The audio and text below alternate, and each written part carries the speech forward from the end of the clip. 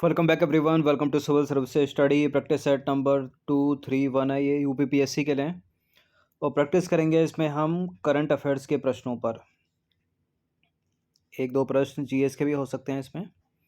इस test series की आप पेड सीरीज़ प्राप्त कर सकते हो। डिस्क्रिप्शन बॉक्स में नंबर है, उस पर कॉल या व्हाट्सअप करके, जिसमें मिलेंगे आपको फुल टेस्ट। तो चलिए स्टार्ट करते हैं।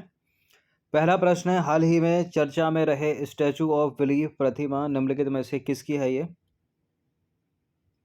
संत रामानुजाचार्य, भगवान शिव, भगवान विष्णु या बाल गंगाधर तिलक? यह है भगवान Shiva. Option number C. Option number B. तो स्टैचू ऑफ बिलीफ जो है राजस्थान के नाथद्वारा में अवस्थित है और भगवान शिव की ये 351 फीट ऊंची प्रतिमा है। ठीक है। क्वेश्चन नंबर टू है, निम्नलिखित युग्मों में से कौन सा जो है गलत सुमेलित है? यह है स्टैचू और यह है अवस्थिति कौन कहाँ पर? Statue of equality Andhra Pradesh, statue of belief Uttar Pradesh, statue of peace Gujarat. Statue of belief का तो पता चल गया होगा आपको कहाँ पर है। अब सेकंड वाले से एलिमिनेट हो रहा है क्या कोई? गलत सुमेलित बताना है। ठीक है, गलत सुमेलित, सही सुमेलित नहीं। तो दूसरा वाला तो पक्का गलत सुमेलित है, तो दो तो आंसर होगा ही होगा अपना। गलत को ढूंढना है ना। तो स्टैचू ऑफ बिलीफ राजस्थान में गलत हो गया ये वाला। स्टैचू ऑफ पीस ये भी राजस्थान में है, ये भी गलत हो गया। और स्टैचू ऑफ इक्वालिटी है कहाँ पर? आंध्र प्रदेश में नहीं है, तेलंगाना में है, तो ये भी गलत हो गया। सारे के सारे गलत। तो गलत 1 2 3 तीनों ही गलत हैं, तो डी है इसका आंसर। तो स्टैचू ऑफ इक्वालिटी तेलंगाना में, स्टैचू ऑफ बिलीफ राजस्थान और स्टैचू ऑफ पीस है राजस्थान और statue of unity Gujarat. Question number 4 पर आ जाइए। हाल ही में चर्चा में रही ज्ञान बापी मस्जिद का निर्माण किसके द्वारा करवाया गया था? ज्ञान बापी मस्जिद बनाई थी ये औरंगजेब ने। तो ज्ञान बापी मस्जिद का निर्माण 1669 में मुगल शासक औरंगजेब ने करवाया था। क्वेश्चन नंबर 5 है, निम्नलिखित युग्मों में से कौन सा जो है सही सम्मिलित नहीं है? यह है दर्शन, यह है प्रवर्तक। सांख्य दर्शन के कपिल मुनि, न्याय के गौतम, योग के जैमिनी, वेदांत के वादरायण। न्याय के तो गौतम है, सही है। योग के तो पतंजलि है ना, कई बार बताया। सांख्य के गौतम है और वेदांत के वादरायण। तो योग दर्शन के प्रवर्तक थे महर्षि पतंजलि। इन्होंने योग सूत्र नामक ग्रंथ की रचना की। ठीक है। वेदांत वादरायण। नंबर 6 पर आ जाइए। निम्नलिखित कथनों पर विचार करेंगे। स्टेटमेंट वाला यह प्रश्न है, बताने के इनमें से कौन सा करेक्ट होगा? तेलंगाना स्थित काजू वैली आर्द्रभूमि को पर्यावरण, जलवायु परिवर्तन और वन विभाग के द्वारा दिसंबर 2021 में पक्षी अभयारण्य घोषित किया गया। काजू वैली वेटलैंड को पुलिकट झील के बाद दक्षिण भारत में दूसरी सबसे बड़ी खारे पानी की झील के रूप में जाना जाता है। यहाँ काजू वैली वेटलैंड लिखा है और यहाँ काजू वैली आर्द्रभूमि लिखा है। ये दोनों बातें एक ही हैं, वेटलैंड आर्द्रभूमि, पता ही होगा आपको। पढ़ते पढ़ते बहमत जाना भावनाओं में, तेलंगाना में नहीं है ये। ठीक है। तमिलनाडु स्थित काजू वैली आर्द्रभूमि या वेटलैंड को पर्यावरण, जलवायु परिवर्तन और वन विभाग के द्वारा दिसंबर 2021 में पक्षी अभयारण्य घोषित किया गया है। ये गलत है स्टेटमेंट। किसकी वजह से गलत हो गया? इस तेलंगाना की वजह से गलत हो गया। यहाँ तमिलनाडु होता तो सही हो जाता। और सेकंड स्टेटमेंट है, ये काजू वैली वेटलैंड जो है पुलिकट झील के बाद दक्षिण भारत में दूसरी सबसे बड़ी खारे पानी की झील के रूप में जाना जाता है। करेक्ट हो गया सेकंड वाला स्टेटमेंट, करेक्ट ही बताना है, तो बी सही है। तो तेलंगाना नहीं बल्कि तमिलनाडु में स्थित है। तमिलनाडु में बिल्लुपुरम के पास स्थित काजू वैली आर्द्रभूमि को पर्यावरण, जलवायु परिवर्तन और वन विभाग के द्वारा दिसंबर 2021 में पक्षी अभयारण्य घोषित किया गया है। तो पहला वाला स्टेटमेंट गलत, दूसरा वाला सही। दूसरा सही है ना।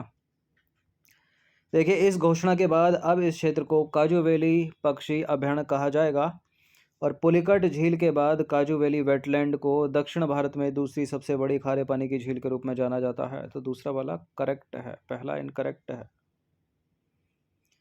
क्वेश्चन नंबर 7 पर आ जाइए। मई 2022 में किस राज्य द्वारा राष्ट्रीय सहकार मसाला मेले का आयोजन किया गया? ये नंबर है, इस पर कॉल या व्हाट्सअप करके आप फुल टेस्ट प्राप्त कर सकते हो। इसका उत्तर है राजस्थान। तो 9 मई 2022 को राजस्थान के जयपुर स्थित जवाहर कला केंद्र पर आयोजित 10 दिवसीय राष्ट्रीय सहकार मसाला मेला 2022 का समापन हो गया। कब समापन हो गया? 9 मई 2022 को। शुरू कब हुआ था ये मेला? 30 अप्रैल 2022 को।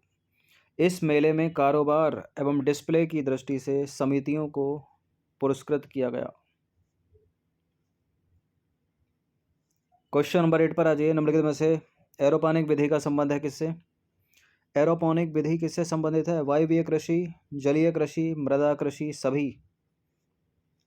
वायुवीय कृषि। तो एरोपोनिक जो विधि है उसका संबंध है वायुवीय कृषि से। यह मृदा के उपयोग के बिना हवा या धुंध के वातावरण में पौधों को उगाने की प्रक्रिया है। एरोपोनिक के जरिए पोषक तत्वों का छिड़काव जो है मिस्टिंग के रूप में जड़ों में किया जाता है और पौधों का ऊपरी भाग जो है खुली हवा और प्रकाश में रहता है। हाल ही में कब? 4 मई 2022 को विषाणु रोग रहित आलू बीज उत्पादन के लिए एरोपोनिक विधि का भारतीय कृषि अनुसंधान परिषद यानी ICAR और मध्य प्रदेश सरकार के साथ दिल्ली में अनुबंध हुआ। क्वेश्चन नंबर 9 पर आ जाइए। निम्नलिखित में से किस जनजाति के द्वारा बजहर नामक पर्व जो है वो मनाया जाता है? बजहर नामक पर्व मनाती है उत्तर प्रदेश की थारू जनजाति। तो 11 मई 2022 को उत्तर प्रदेश सरकार के एक प्रवक्ता ने बताया कि बलरामपुर जिले के थारू आदिवासी वाले इमिलिया कोडर गांव में राज्य का पहला आदिवासी संग्रहालय यानी थारू जनजाति संग्रहालय बनकर जो है वो तैयार हो गया है। और थारू जनजाति जो है उत्तर प्रदेश में गोरखपुर के तराई भाग में निवास करने वाली एक जनजाति है। यह उत्तर प्रदेश की सबसे उन्नत जनजातियों में से एक है और इनके द्वारा बजहर नामक त्यौहार जो है या पर्व जो है वो मनाया जाता है। क्वेश्चन नंबर 10 पर आ जाइए। हाल ही में चर्चा में रहे केसरी निम्नलिखित में से किसकी नई किस्म है? किसकी नई किस्म है केसरी? यह है हल्दी की, टर्मरिक। तो हाल ही में उड़ीसा के नवरंगपुर में हल्दी की उच्च उपज देने वाली करक्यूमिनोइड समृद्ध CIM पीताम्बर और राष्ट्रीय वनस्पति अनुसंधान संस्थान द्वारा विकसित केसरी किस्म जो है वो पेश की गई।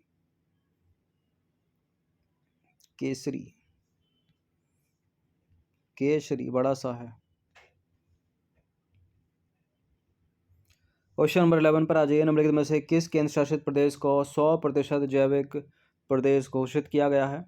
कभी इससे पहले 100% जैविक राज्य घोषित किया गया था सिक्किम को। ठीक है, और ये केंद्र शासित प्रदेश है जो 100% जैविक प्रदेश घोषित किया गया है। इसका नाम है क्या है? लक्षद्वीप। तो भारत की भागीदारी गारंटी प्रणाली के तहत द्वीपों के पूरे लक्षद्वीप समूह को जैविक कृषि क्षेत्र घोषित किया गया। सेला सुरंग से रिलेटेड 2 स्टेटमेंट है यहाँ पर बताने के, में से कौन सा करेक्ट है?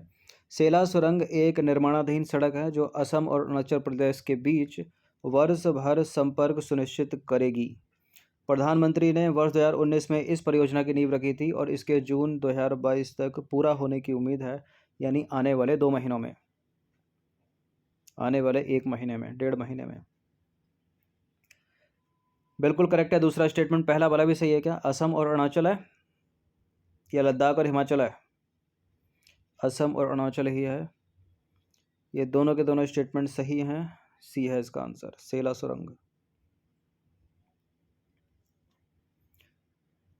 वो जम्मू वाली वो है अटल टनल, अटल सुरंग। 13वां प्रश्न है, कौन सा देश क्वाड का हिस्सा नहीं है?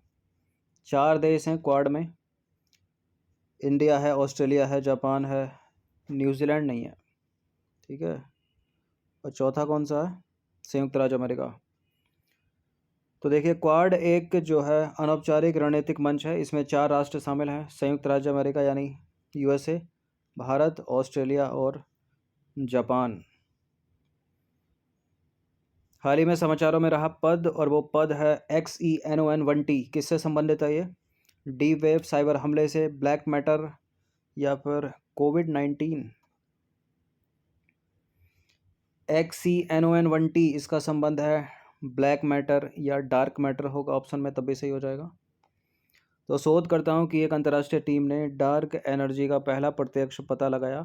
XeNO1T नाम का प्रयोग जो है दुनिया का सबसे संवेदनशील डार्क मैटर प्रयोग है, और इसे इटली में INFN लेबोरेटरी नाजियोनोली डेल ग्रेन सेसो में जो है गहरे भूमिगत रूप से संचालित किया गया था। क्वेश्चन नंबर 15 पर आ जाइए। हाल ही में चर्चा में रही T+1 निपटान प्रणाली किसकी पहल है? ये किसकी है? LIC की, नीति आयोग की, सेबी या RBI की? T+1 पहल यह है security and exchange board of India यानी सेबी की। यानी हाल ही में भारतीय प्रतिभूति और विनिमय बोर्ड सेबी ने स्टॉक एक्सचेंजों को शेयर लेन देन को पूरा करने के लिए T+2 के स्थान पर T+1 प्रणाली को एक विकल्प के रूप में शुरू करने की अनुमति दी है, और तरलता बढ़ाने के लिए इसे वैकल्पिक आधार पर पेश किया गया है। लिक्विडिटी। नंबर 16 पर आ जाइए। हाल ही में आई अपडेटेड ग्राउंड स्लैब रिपोर्ट जिसमें यह संकेत दिया गया है कि जलवायु परिवर्तन 2050 तक 6 विश्व क्षेत्रों में 216 मिलियन लोगों को अपने देशों में ही स्थानांतरित करने के लिए, मतलब अपने देशों में ही स्थानांतरित होना पड़ेगा, या अपने देशों में जो है स्थानांतरित करने के लिए मजबूर होना पड़ेगा। और किसके द्वारा जारी किया गया है ऐसा? ये रिपोर्ट जो है किसके द्वारा जारी की गई है 2050 तक जलवायु परिवर्तन के कारण? विश्व बैंक, विश्व आर्थिक मंच, या संयुक्त राष्ट्र विकास कार्यक्रम, या संयुक्त राष्ट्र पर्यावरण कार्यक्रम यानी world economic forum, UNEP, UNDP, विश्व बैंक? विश्व बैंक है इसका उत्तर, ए है इसका आंसर। तो हाल ही में विश्व बैंक द्वारा जारी अद्यतन ग्राउंड स्लैब रिपोर्ट ने संकेत दिया है कि जलवायु परिवर्तन 2050 तक 6 विश्व क्षेत्रों में 216 मिलियन लोगों को अपने देशों में स्थानांतरित करने के लिए मजबूर कर सकता है। क्वेश्चन नंबर 17 पर आ जाइए। अभ्यास पीसफुल मिशन 2021 के छठे संस्करण की मेजबानी किस देश के द्वारा की गई? चीन, कजाकिस्तान, रूस, भारत? रूस के द्वारा की गई है। तो अभ्यास पीसफुलनेस के छठे संस्करण की मेजबानी रूस द्वारा दक्षिण पश्चिमी रूस के ओरेनबर्ग क्षेत्र में 13 से लेकर 25 दिसंबर 2021 तक की गई। ठीक है, तो विकल्प बी सही है इसका। और भारत ने पहली बार अभ्यास 2018 के जो है 5वें संस्करण में भाग लिया था। क्वेश्चन नंबर 8 पर आ जाइए। हाल ही में नीति आयोग और रॉकी माउंटेन इंस्टीट्यूट और RMI इंडिया ने किसे बढ़ावा देने के लिए शून्य कैंपेन शुरू किया है? समुद्र प्रदूषण मुक्त समुद्र तट, भारतीय शहरों को ठोस अपशिष्ट मुक्त बनाना, शून्य प्रदूषण वितरण वाहन, और शून्य सीसा युक्त पेट्रोल यानी zero lead petrol. NITI Aayog, Rocky Mountain Institute और RMI इंडिया ने शून्य कैंपेन, शून्य प्रदूषण वितरण वाहन, ऑप्शन नंबर सी। तो हाल ही में नीति आयोग ने और अमेरिका स्थित रॉकी माउंटेन इंस्टीट्यूट ने और RMI इंडिया ने शून्य अभियान जो है वो शुरू किया है। यह उपभोक्ताओं और उद्योग के साथ काम करके शून्य प्रदूषण वितरण वाहनों को बढ़ावा देने की एक पहल है। क्वेश्चन नंबर 19 पर आ जाइए। बिल्ड बैक बेटर वर्ल्ड पहल किसके द्वारा शुरू की गई थी?